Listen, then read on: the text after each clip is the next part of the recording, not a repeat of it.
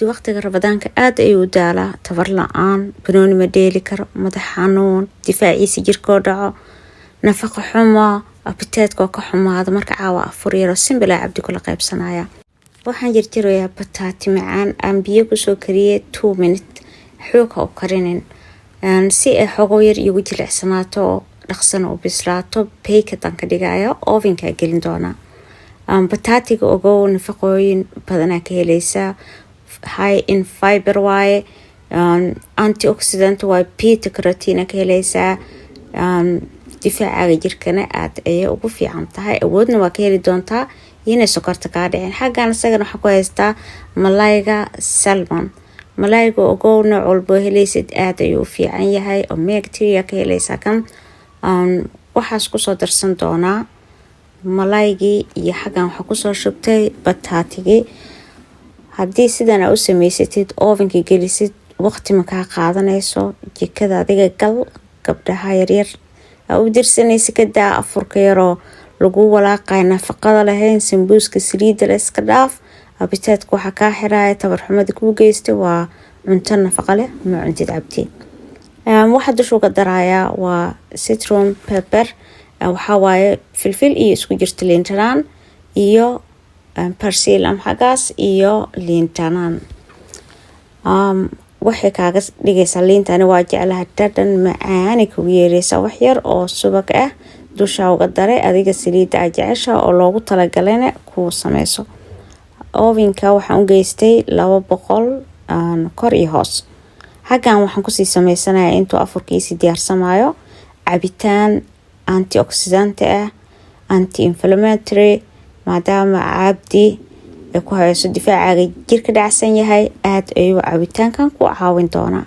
Waxaana ka heli doontaa nafaqooyin iyo vitamins iyo minerals. Liin dhanaanta ogow aad ayay jirka u nadiifisaa. Detoxing aniga aan sameeyo mar walbo waan ku darsadaa liin dhanaanta. Beetrootka isagana haddii dhiig la'aan ku hayso, haddii ku hayso maxaa la dhahaa difaaca jirka dhacsan yahay, aad ayuu asna ku anfici doonaa. Iyo dadka sonkorta qaba dhiigarka ku dadaala idinkana ka faa'iideysta beetrootka. Xaggan isagana waxaan fiiqanayaa liin macaan, waa vitamin C. Marar badan waa maqalnaa liinta aad ay u fiican tahay. Qajaar asaa xaggaas igu jiro, waa papaya, ananas iyo mango xaggaas igu jiro frozen ah. Ananaska caadiga rabay inaan ku samaysto laakiin waqtiga igu yaraaday. Afurkiya wax yar ka dhiman yahay. Glass biyahan ku daray saa u jeedid. Waxa waa inaa ka dhigataa wax isku biyo badan lahayn oo dhadhan fiican ku yeela. Culus afur dhan waaye. Wax yar huruuda dusha uga daray. Huruudan waa og tahay difaaca jirka idan u fiican tahay, waa anti-inflammatory. Waa kana cabitaankeygii mint yar dusha uga sharaxay. Waa detoxing soup-ka aniga aan ku afuro. Cabdi misir uu ka samaysan yahay. Hore u soo geliya haddii aad xiiseynaysiin cabdiyaasha ka faa'iideysta. Hadeertaan marka waa afurkii simple-ka ahaay. Kugu talagalay sida qaaska ah. Cuntadan maaragtay cunto nin weyn la dhahaa.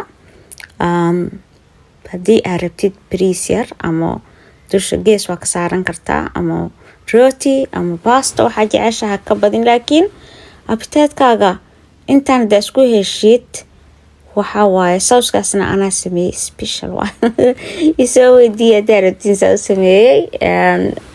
Marka afurkan nafaqooyinka rabtaa ka helaysaa, ma ku caajisi doontid, waqti ma kaaga dhumaayo. Wiilasha dhan oo ama keligooda degan ama iskaabulada ah ama ku caajisay gabdhaha qaarkood cunto karis ma yaqaanaan, jikada saliid idinka buuxiyeen. Hadhoodina cabdi laga baasta idin dhahayaan. Cuntada adi maxaa ku diidinaa karsid saaxiib caadi iska dhig jikada gal. Ya anaa hadda ku dhadhaminaayo. Waana kaaga jawaabi doonaa si daacad ah dhadhankeeda. Aad ay u macaan tahay. Waa favorite-keyga aniga salmonka iyo in sidaan aan u sameeyay sweet potato aad aan u jeclahay. Gabdhaha idinkana aad ay kugu fiican tahay ogaada. أنا وحيرو سلطة جيس كسار صحن كاغاس كديلي ترنادو هدا ميسان ديميت ربتي هدا ميسان كرديس ربتي هدي نفقوين يوجر كاغ إنو وح اسكو بالانس غريسن عربتي فايديستا